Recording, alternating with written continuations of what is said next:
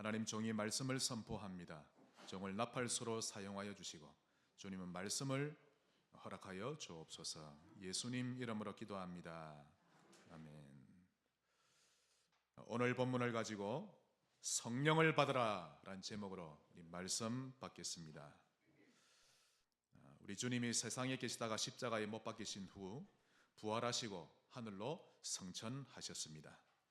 그때 교회는 세상에 홀로 남게 되었죠. 근데 그 당시 교회가 정말 대단히 위태로웠습니다. 예수를 믿으면 유대 사회에서 퇴출당하고 어느 직장에서도 받아주지 않았고 생명까지도 위협을 받을 만큼 아주 위태로운 상황이었습니다.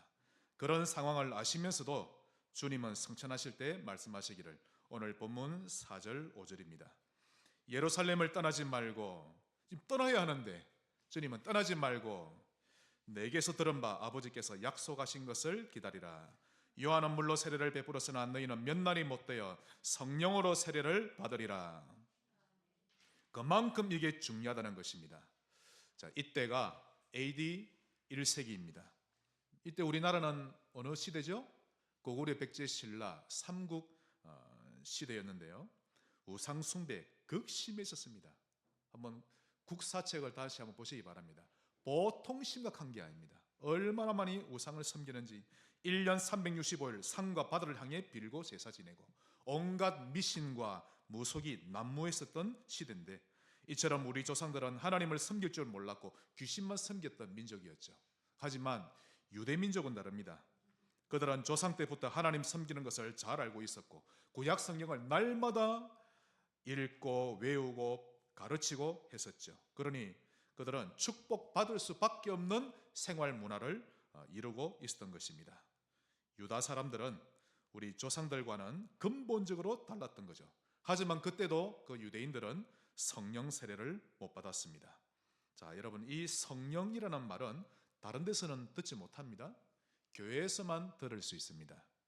그리고 이 성령 세례를 받아야만 완전한 신자가 됩니다. 성령 없이는 내 마음대로 삽니다. 구원받아 놓고 내 마음대로 삽니다. 조금만 기분 나쁘면 휙 가버리고 뭐 삐져버리고 그러죠. 그게 나빠서 그런 게 아니라 성령 충만을 못 받아서 그런 것입니다.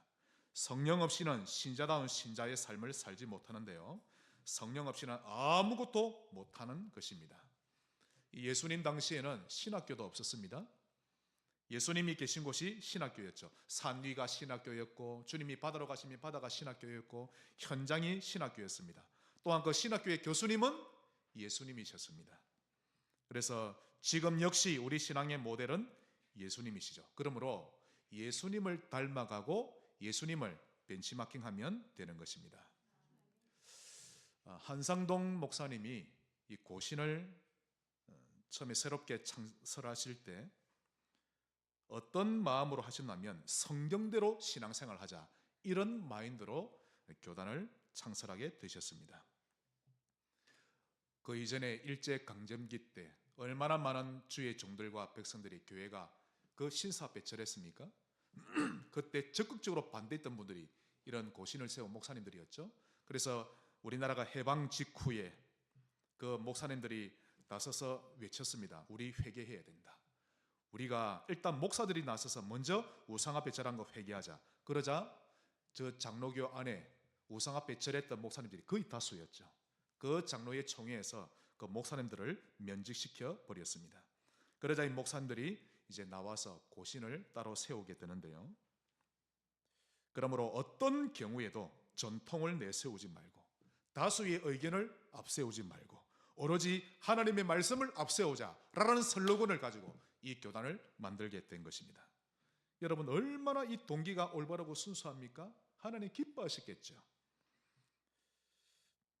근데 이것은 이 고신이라는 교단을 중요하게 이길 것이 아니라 하나님 말씀을 중요하게 이기자는 그 의도입니다. 그런데 안타깝게도 세월이 지나면서 지금은 그 의미가 퇴색되어 가고 있는데요, 많은 목회자들이 순수성을 잃어가고 있고 타락하고 있고 드러나지 않았지만, 들키지는 않았지만 교회는 율법주의와 무기력에 빠져가고 있습니다. 또 교단 가운데 여러분 구세군 아시죠? 이 구세군이라는 교단을 창설했던 윌리엄 부스는 복음 24의 증인이었습니다. 얼마나 주님을 사랑했는지. 정말 윌리엄 부스를 보면요, 이 구세군 초창기 그 당시 때 분위기는 정말 예수 24였고 성령 24였습니다.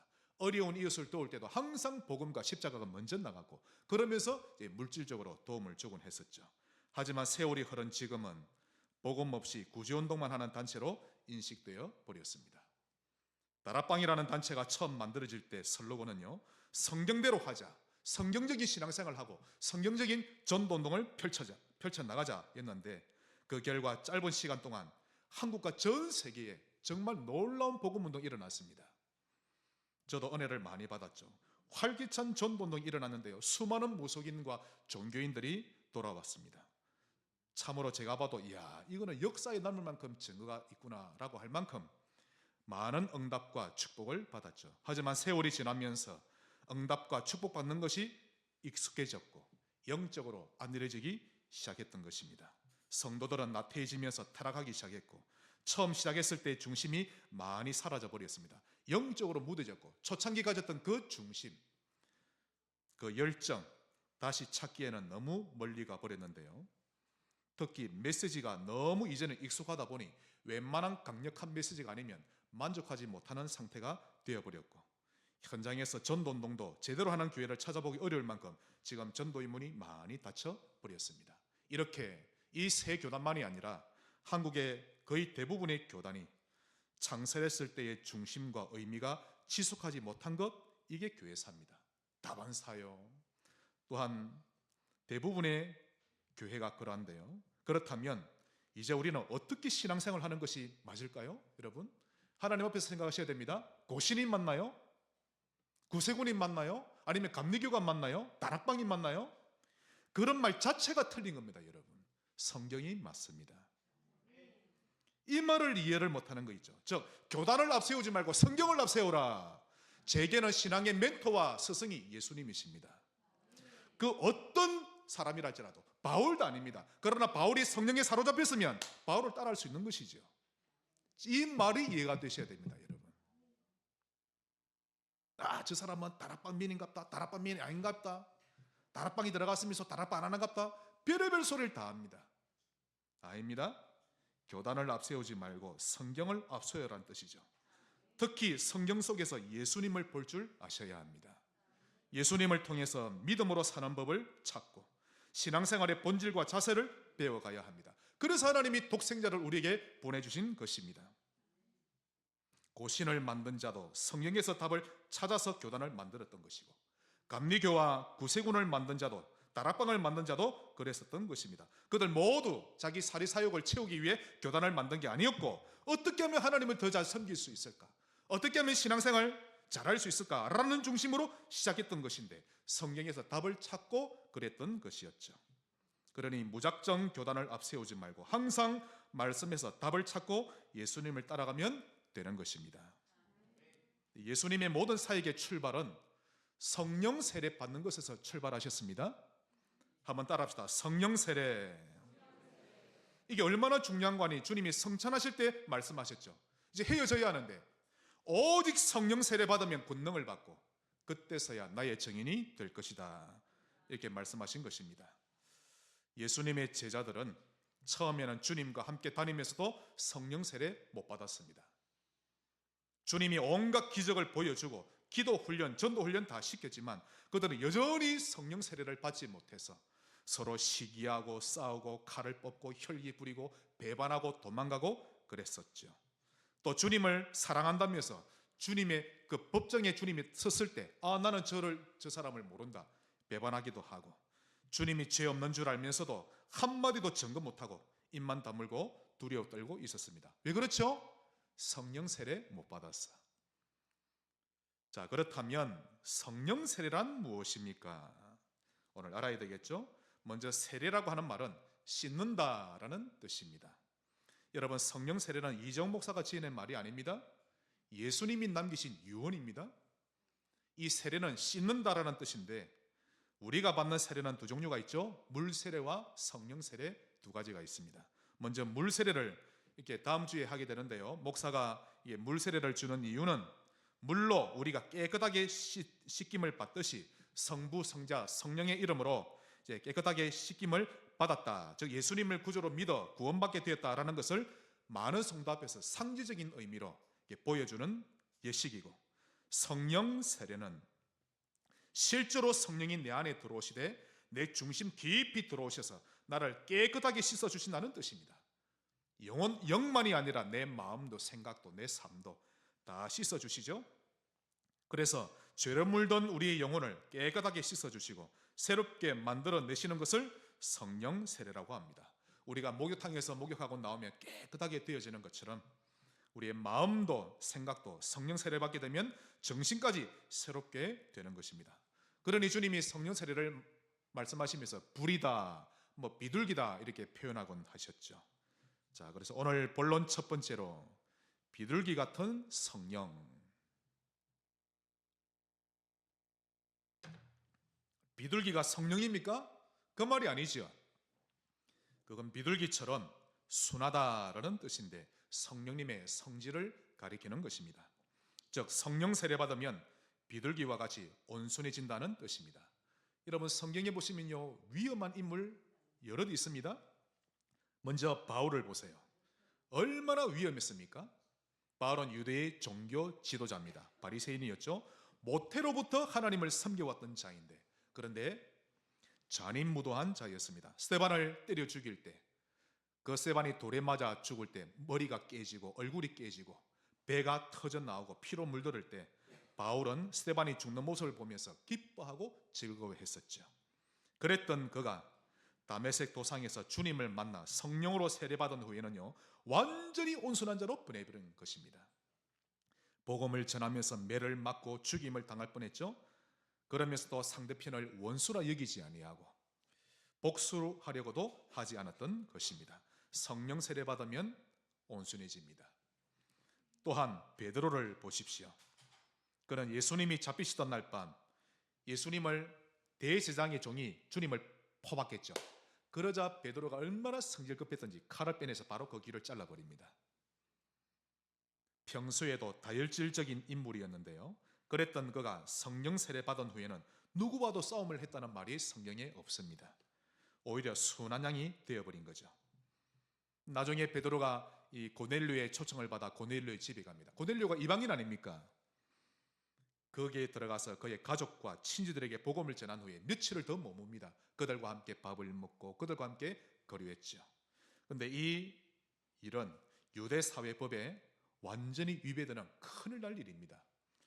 어떤 경우에도 유대인은 이방인과 같이 식탁에 앉아서 밥 먹어서는 안 되고 같은 공간에 잠을 자서도 안 되는데 베드로는 그것을 어긴 것입니다.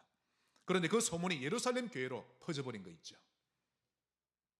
그러자 할례주의자들, 자 여기서 여러분 할례주의는 유대인인데 예수님을 구주로 믿고 구원받았는데 여전히 율법을 지켜야 그래도 완전한 구원이 되어진다라는 자가 할례주의자입니다.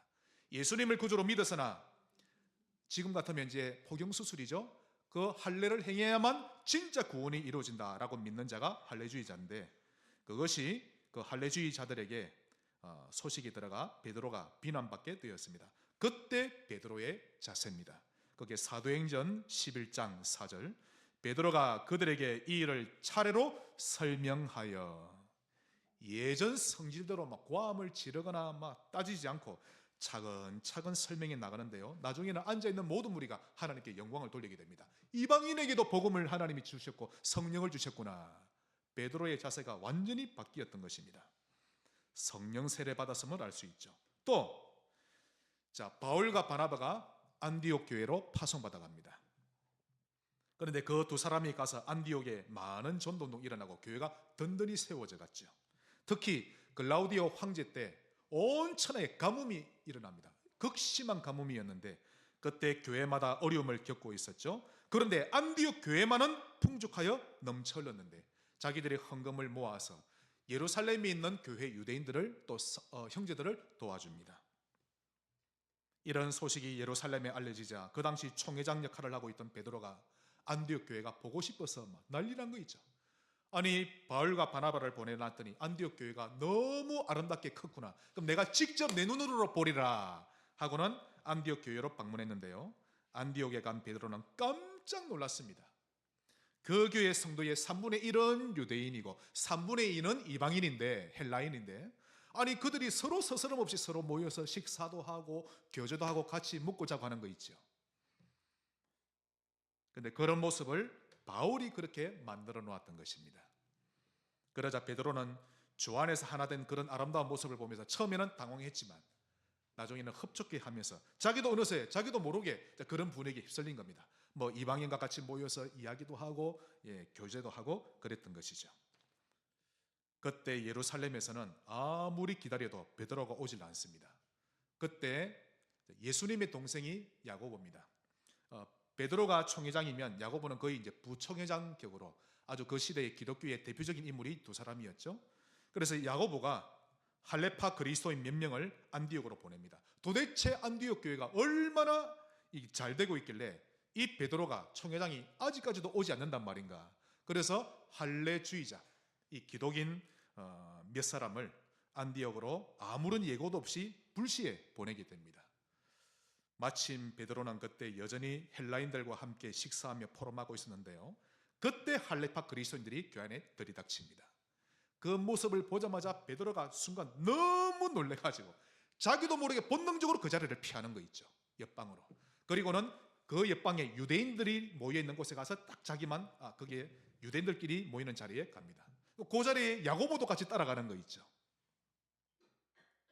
마치 처음부터 이 교회는 유대인은 유대인끼리 모이고 이방인은 이방끼리 모였던 것처럼 연기하기 시작합니다.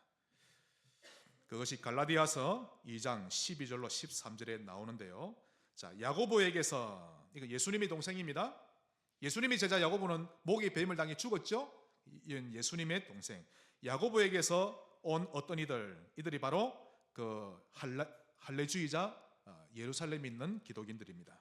야고보에게서 온 어떤 이들이 이르기 전에 게바는 베드로를 말합니다. 게바가 이방인과 함께 먹다가 그들이 오매 그가 할례자들을 두려워하여 떠나 물러가매 남은 유대인들도 그와 같이 외식함으로 바나바도 그들의 외식에 유혹되었느니라. 함께 포럼하고 있다가 베드로가 옆방으로 가니까 같이 포럼하던 유대인들도 같이 옆방으로 가고 바나바도 따라 들어가는 거죠. 완전히 유대인파, 이방인파 나눠진 겁니다. 이 사실을 알게 된 바울은 베드로를 책망하기 시작합니다. 당신은 외식하는 자입니다. 적나라하게. 그게 갈라디아서에 나오죠. 그러면서 사람이 어렵게 되는 것은 율법의 행위로 되는 것이 아니라 믿음으로 되는 것이 아닙니까? 나는 그리스도와 함께 십자가에 못 박혀 죽었으니 이제 나는 내가 사는 것이 아니라 그리스도 안에서 그리스도가 내 안에 사시는 겁니다. 이제 나는 그리스도를 믿는 믿음으로 살 것입니다. 당신은 그리 외식하려면 그리 하세요. 나는 믿음으로 살 거니까. 이런 바울의 책망을 듣게 되자 베드로는 흥분하거나 화를 내지 아니하고 자기의 삶을 돌아보며 회개합니다. 그러면서 더더욱 믿음의 사람이요 복음의 사람으로 변화되어 갔죠. 자, 여러분, 이건 그냥 말이 아닙니다. 인간적으로 볼 때 베드로는 바울보다 먼저 신앙생활을 했고, 교회적으로 볼 때 베드로는 모든 교회를 대표하는 청회장을 맡고 있는 사람이고 바울은 풋내기에 불과한데 그런 풋내기한테서 책망을 들었던 것이죠. 그럼에도 불구하고 베드로가 겸손하여 온순한 사람이 된 것은 그가 성령 세례를 받았기 때문인 것입니다. 그러므로 우리 마음에서 제일 위험한 것이 혈기입니다. 혈기는 싸움을 일으키고 살인까지 하게 만들죠. 교회 안에서 성도들이 싸우는 것도 거의 대부분이 혈기 때문이에요. 가정에도 불화가 일어나고 다투는 것도 다 혈기 때문입니다. 그러므로 혈기는 마귀의 도구입니다. 마귀가 제일 잘 쓰는 게 혈기입니다. 그래서 혈기가 제거되기 전에는 참 응답받기 어려운 것입니다. 여러분, 성경에 혈기 부린 자가 응답받았다는 내용 한 군데도 없습니다. 변화되어 가는 과정일 뿐이지 혈기 부린 자에게 응답하신 적은 없습니다. 하지만 그런 사람일지라도 성령 세례 받으면 희한하게 혈기가 사라집니다. 전에는 누가 뺨을 때리면 나도 상대방의 뺨을 때려야 되고, 누가 내게 욕을 하면 나도 욕을 해야 직성이 풀렸죠. 즉 보복하고 대갚아줘야 직성이 풀리는 우리 성격이었는데 성령 세례를 받으면 나를 대적하는 사람이 도리어 불쌍하게 보이고 그를 위해 기도하게 되어 있는 것입니다. 남을 미워하고 원수 보듯이 하고 악독한 마음을 품고서는 전도할 수 없죠. 세상을 혈기로 사는데 같이 혈기 부리고 서로 시기하면 전도자로 살지 못하는 것입니다. 그래서 주님은 비둘기 같은 성령을 받아야 나의 증인이 될 것이다 라고 말씀하셨던 것입니다. 큰 두 번째로 불같은 성령.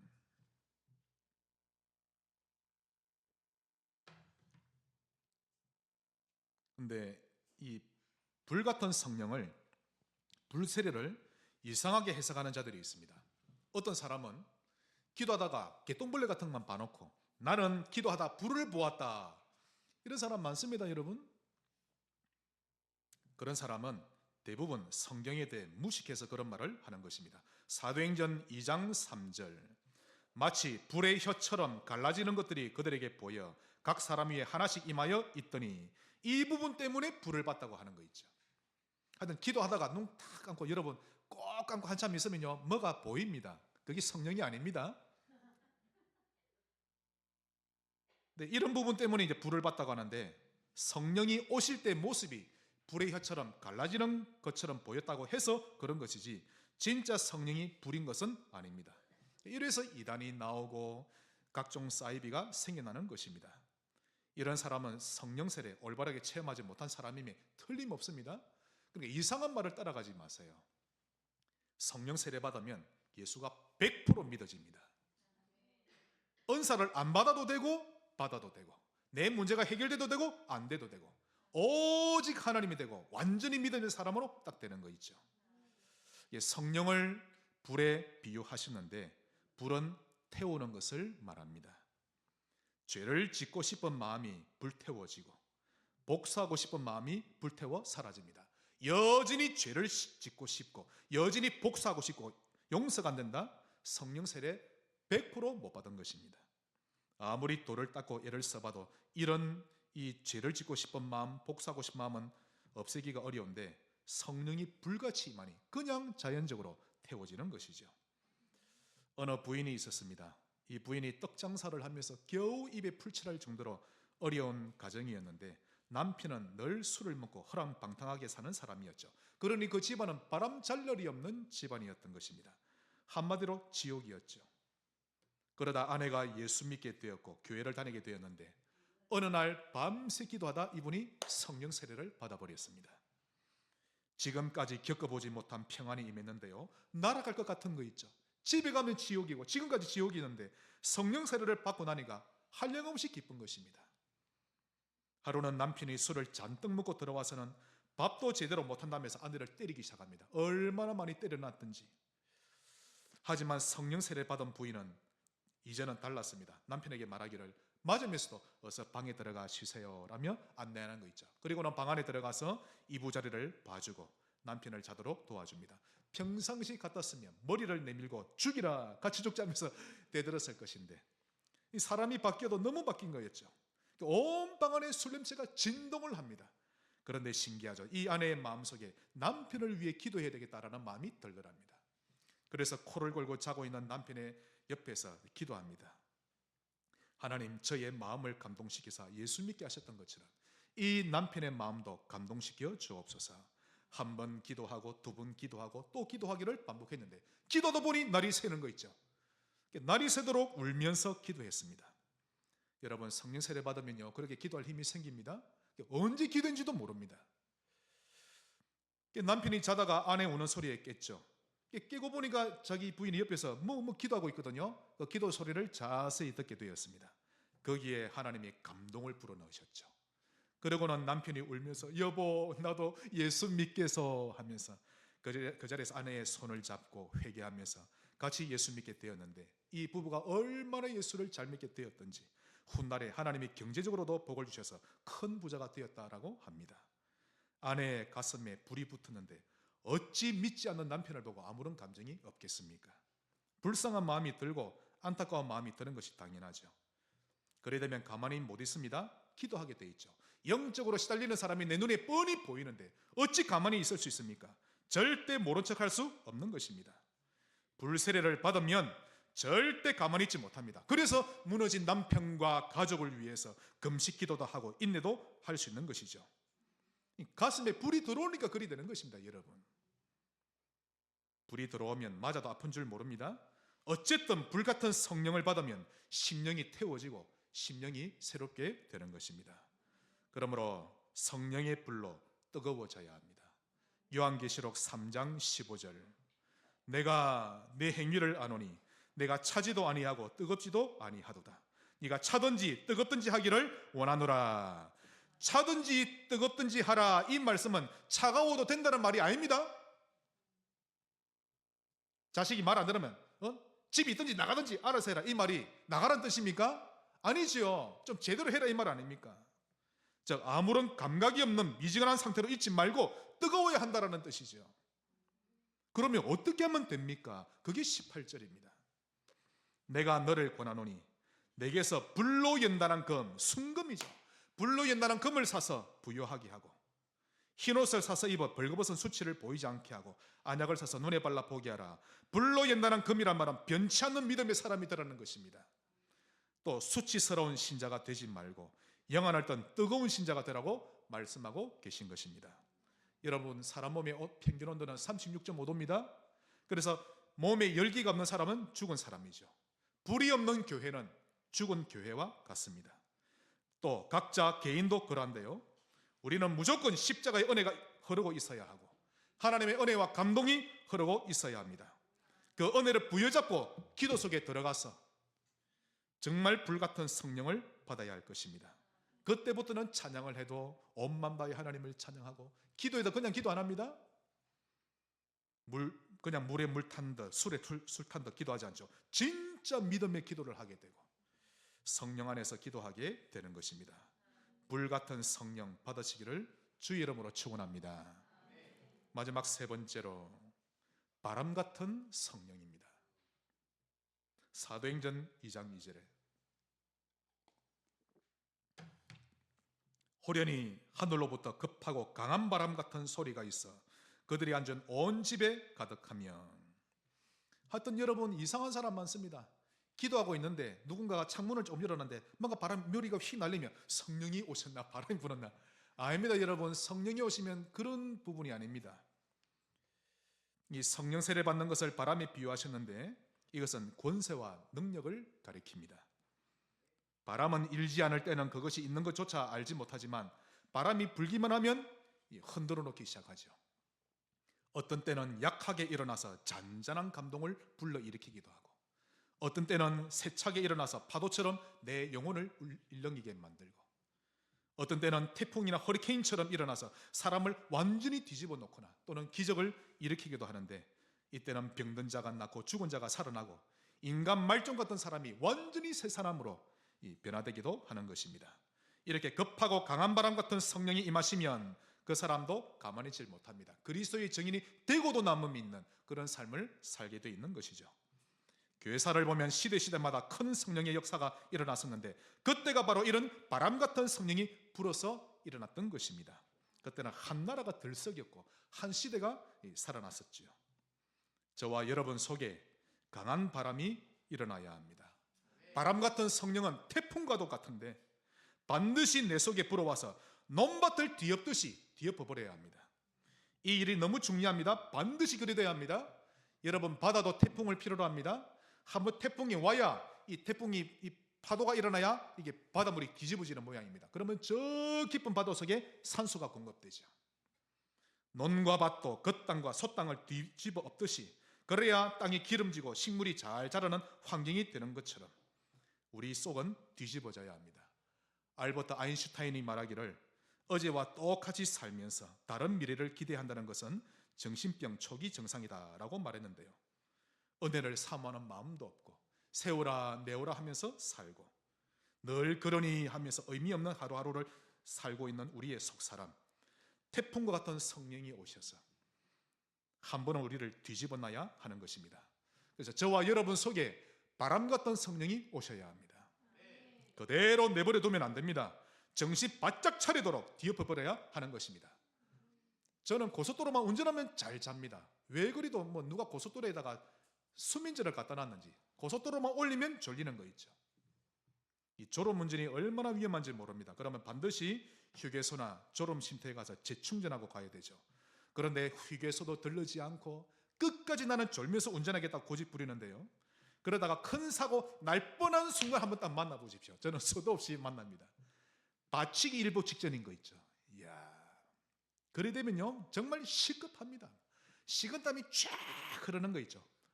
간도 서늘해지는데 그때는요 잠이 온데간데 없이 싹 다 사라집니다. 그때는 머릿속에 정신이 한번 뒤엎어진 겁니다. 누구든지 바람 같은 성령이 오셔서 한번 뒤엎어져야 합니다. 특히 지금 이 나라와 이 시대에 성령의 바람이 일어나야 합니다. 민주주의가 되게 주옵소서 그거 기도하지 마시고 성령의 바람이 불도록 기도하셔야 합니다. 정치계 속에 성령의 바람이 불도록, 교회마다 성령의 바람이 불도록, 그러면 하나님이 알아서 정치권을 바꿔가십니다. 다시 한 번 더 마가의 다락방이 일어났던 성령 세례의 역사가 우리 각 개인과 교회에 일어나도록 기도하고, 다시 한 번 더 1907년에 일어났던 평양 대부흥운동이 이 나라와 이 시대에 일어나도록 기도해야 합니다. 그래서 이번 주간은 성령으로 세례받기를 간절히 기도하시기를 바랍니다. 말씀의 결론 맺겠습니다. 오늘날 사람들이 참된 안식과 쉼을 얻지 못하는 이유는 순서를 바꾸고 살기 때문입니다. 요한 3서 1장 2절, 살아가는 자여 내 영혼이 잘됨 같이 내가 범사에 잘되고 강건하기를 내가 간구하노라. 여러분, 영혼의 잘됨이 문제입니다. 영혼이 건강해지는 것을 최우선으로 두고 또 그 비법을 꼭 터득하시길 바랍니다. 너무 간단합니다. 어떻게 하면 됩니까? 하나님 말씀을 잊지 않고 늘 기억하며 사는 것입니다. 따라합시다. 하나님 말씀이 여러분 머릿속에 흘러야 합니다. 말씀만이 우리 영혼을 건강하게 만들죠. 이 말을 이종 목사가 너무 많이 말을 하니까 귀에 떡지가 앉아가지고 성도님들이 제대로 이걸 인식하지 못하는 거 있죠. 1년 동안 말하지 말까 그런 생각하기도 하고, 너무 말을 잘 안 들으니까. 여러분, 다른 것으로는 우리 영혼을 절대 살려내지 못합니다.